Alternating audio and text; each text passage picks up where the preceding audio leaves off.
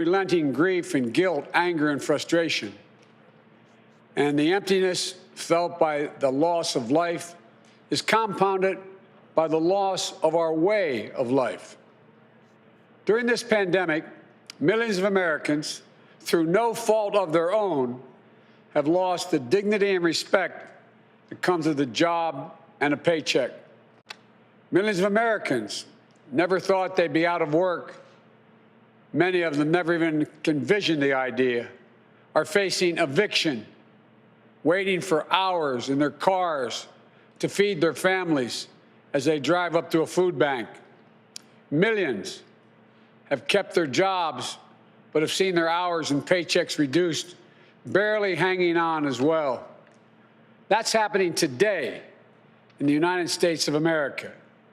Just as in the midst of the dark winter of this pandemic, as cases, hospitalizations, and deaths spike at record levels, there is real pain overwhelming the real economy. One where people rely on paychecks, not their investments, to pay for their bills and their meals and their children's needs. You won't see this pain if your scorecard is how things are going on Wall Street. But you will see it very clearly if you examine what the twin crises of a pandemic and this sinking economy have laid bare. The growing divide between those few people at the very top who are doing quite well in this economy and the rest of America. Just since this pandemic began, the wealth of the top 1% of the nation has grown roughly $1.5 trillion since the end of last year, 4 times the amount for the entire bottom 50% of American wage earners. Some 18 million Americans are still relying on unemployment insurance. Some 400,000 small businesses have permanently closed their doors. And it's not hard to see that we're in the middle of the once-in-several-generations economic crisis with a once-in-several-generations public health crisis. The crisis of deep human suffering is in plain sight, and there's no time to waste. We have to act, and we have to act now. This is what economists are telling us. More importantly, it's what the values we hold dear in our hearts as Americans are telling us. A growing chorus of top economists agree that the moment of crisis, in this moment of crisis, with interest rates at historic lows, we cannot afford inaction. It's not just that smart fiscal investments, including deficit spending, are more urgent than ever. It's that the return on these investments in jobs, racial equity, will prevent long-term economic damage, and the benefits will far surpass the cost. A growing number of top economists has shown even our debt situation will be more stable, not less stable, if we seize this moment with vision and purpose. And so tonight, I'd like to talk to you about our way forward, a 2-step plan of rescue and recovery.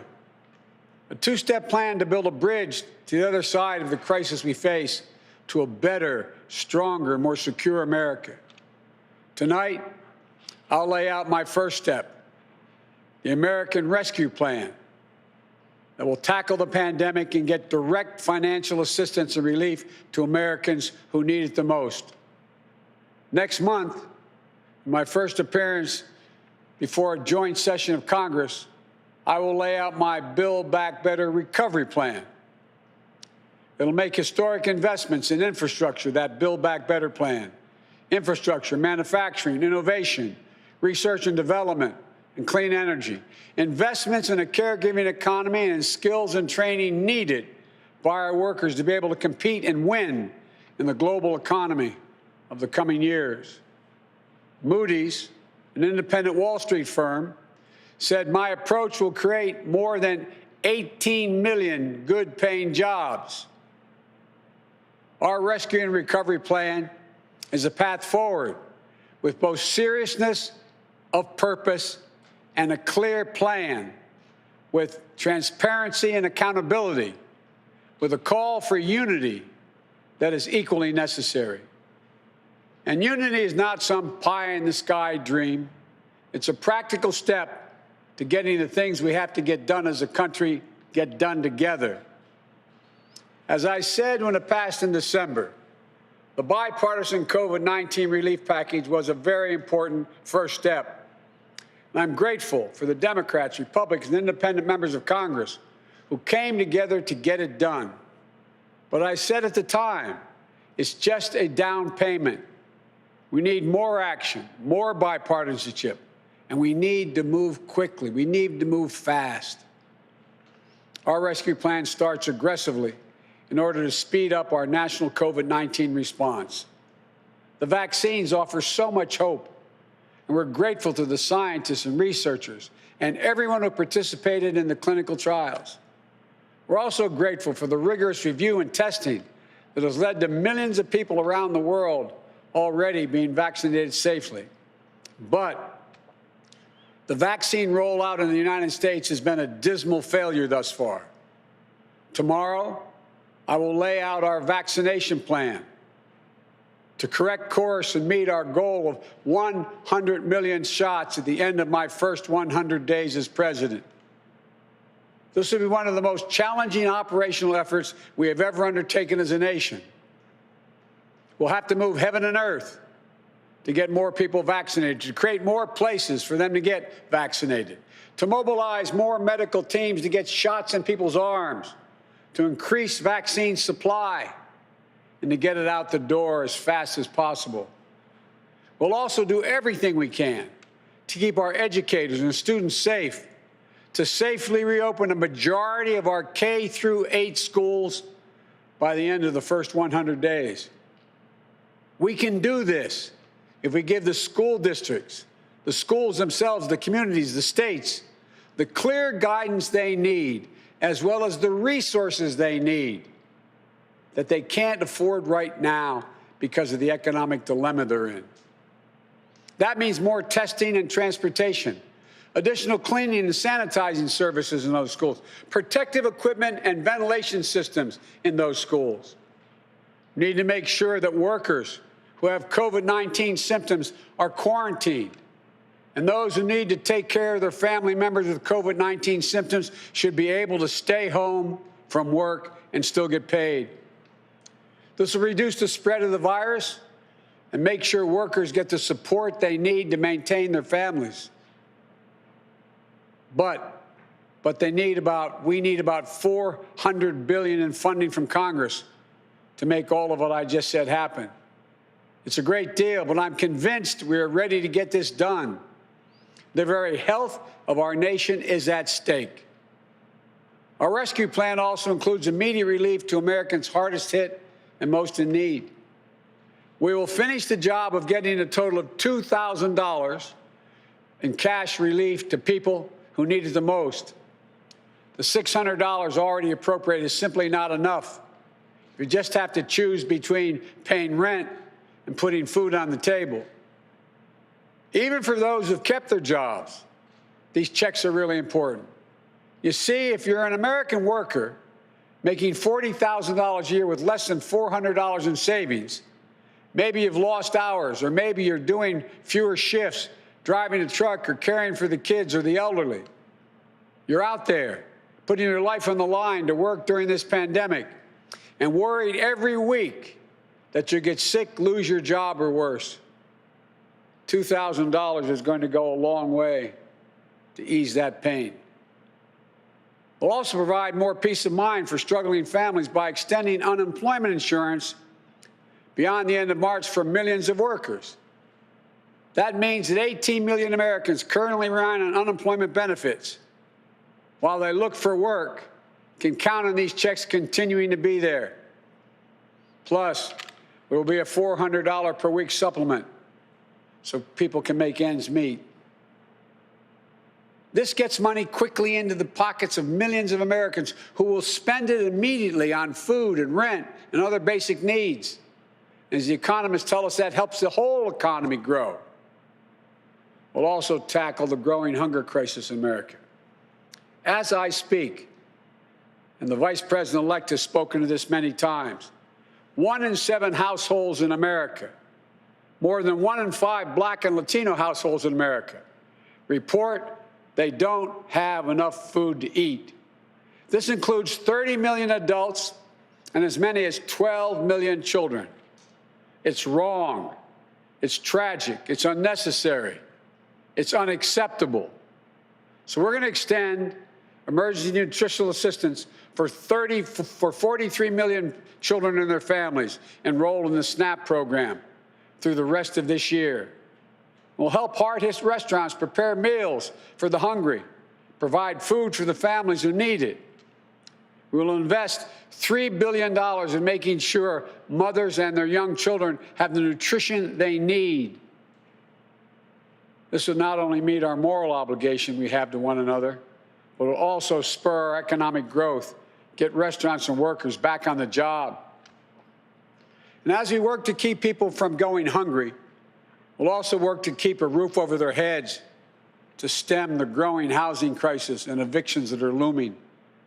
Approximately 14 million Americans have fallen behind on rent, many at risk of eviction. If we don't act now, there'll be a wave of evictions and foreclosures in the coming months as the pandemic rages on. This would overwhelm emergency shelters, increase COVID-19 infections as people have nowhere to go and can't socially distance. Next week, we'll take action to extend nationwide restrictions on evictions and foreclosures. This will provide more than 25 million Americans greater stability instead of living on the edge every single month. And I'm asking Congress to do its part by funding rental assistance for 14 million hard-hit families and tenants. It will also be a bridged economic recovery for countless mom-and-pop landlords. These crises are straining the budgets of states and cities and tribal communities that are forced to consider layoff and service restrictions of the most needed workers. It means that people putting their lives at risk are the very people now at risk of losing their jobs. Police officers, firefighters, all first responders, nurses, educators. You know, over the last year alone, over 600,000 educators have lost their jobs in our cities and towns. Our rescue plan will provide emergency funding to keep these essential workers on the job and maintain essential services. We will ensure that vaccines are administered and schools can reopen. Vice President-elect Harris and I have been speaking with county officials, mayors, governors of both parties on a regular basis. We're ready to work with them, help them get the relief they need. Our rescue plan will also help small businesses that are the engines of our economic growth, our economy as a whole, the glue that holds communities together as well. But they're hurting badly. And you realize they account for nearly half of the entire total U.S. workforce. Our rescue plan will provide flexible grants to help those hardest hit small businesses survive the pandemic, and the low-cost capital that will help entrepreneurs of all backgrounds create and maintain jobs, plus provide the essential goods and services that communities depend upon. Last week, I laid out how we'll make sure that our emergency small business relief is distributed swiftly and equitably, unlike the first time around. We're going to focus on small businesses on Main Street. We'll focus on minority-owned small businesses, women-owned small businesses, and finally having equal access to the resources they need to reopen and to rebuild.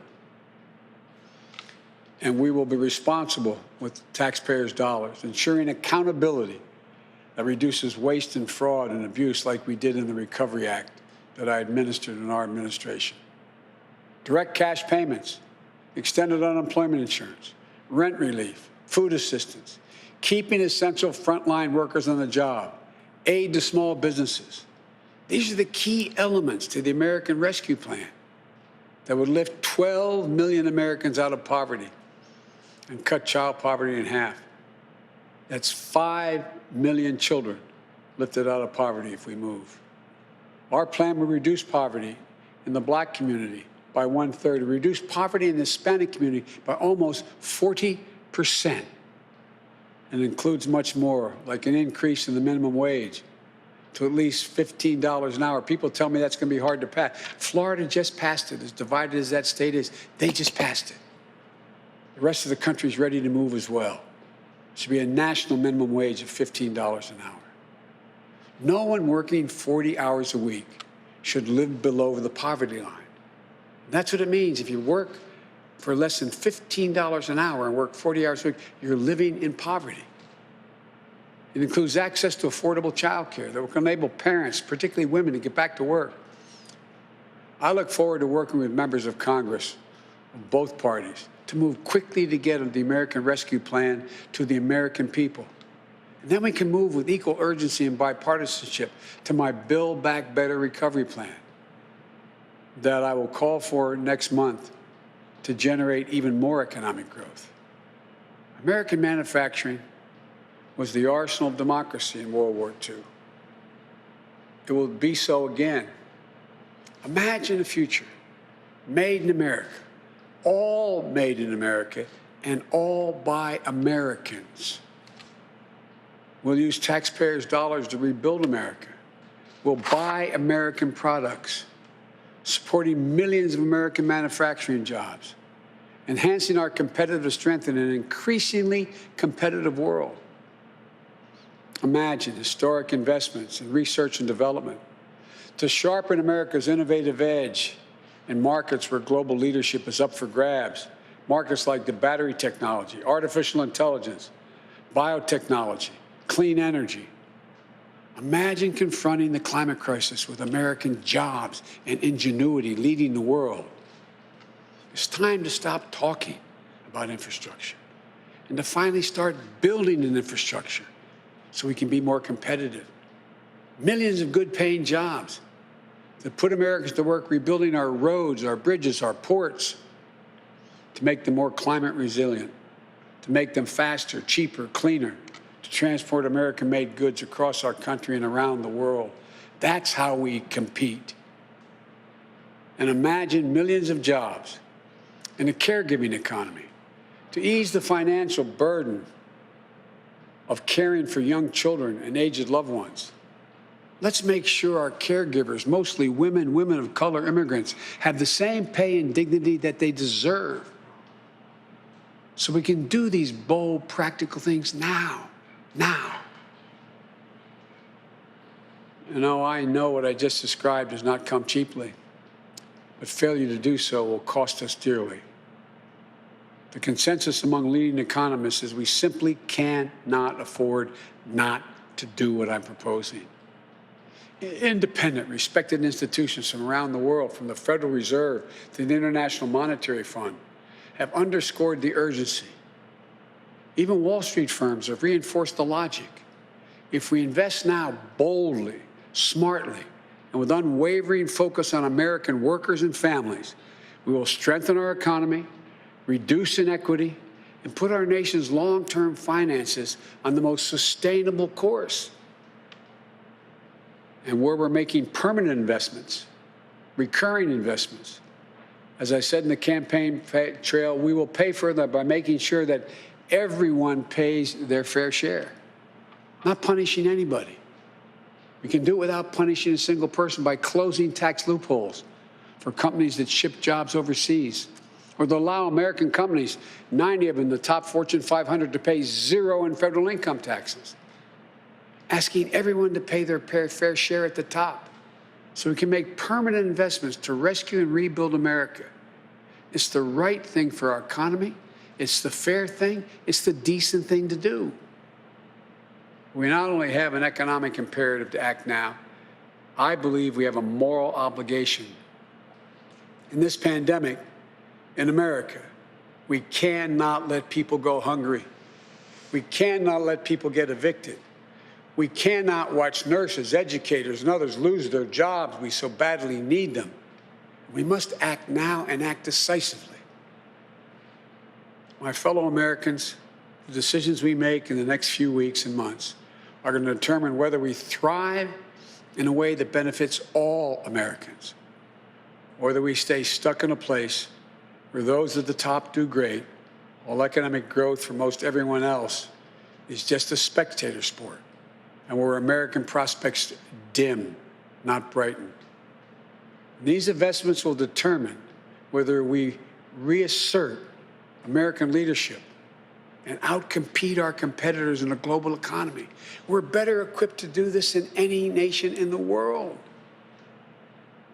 Or that we watch them catch up and pass us by.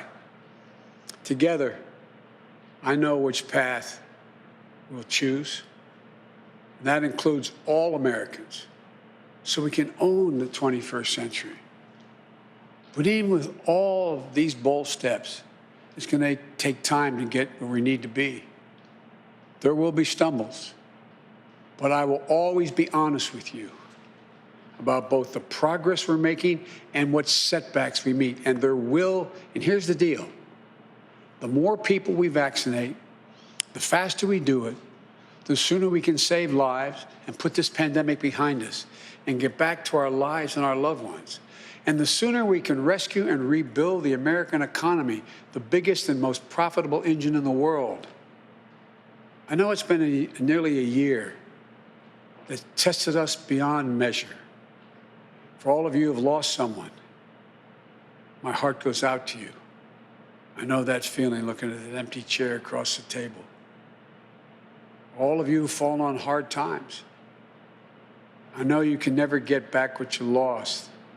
But as your president, I know that every day matters and every person matters. From the very first to the nearly 400,000 lost American souls and counting, to the millions of you just looking for a fighting chance in this economy, I promise you, we will not forget you. We understand what you're going through. We will never, ever give up. And we will come back. We'll come back together.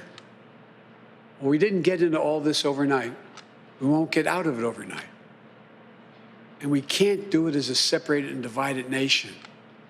The only way we can do it is to come together as fellow Americans, as neighbors, as the United States of America. And when we do, there's nothing beyond our capacity. I've said this many times. When America acts as one, there's never been a single thing we've been unable to do, no matter how consequential the issue has been.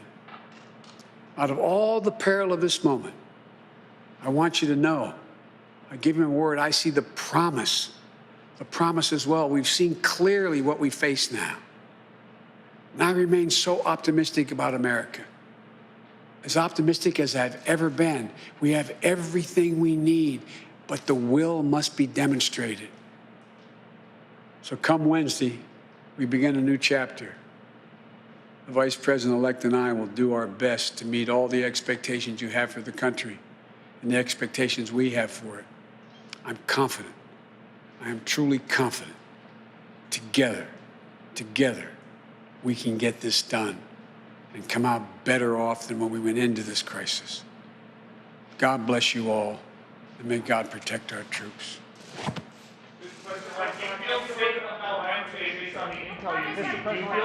Have you heard from the parliamentarian about bifurcation, sir?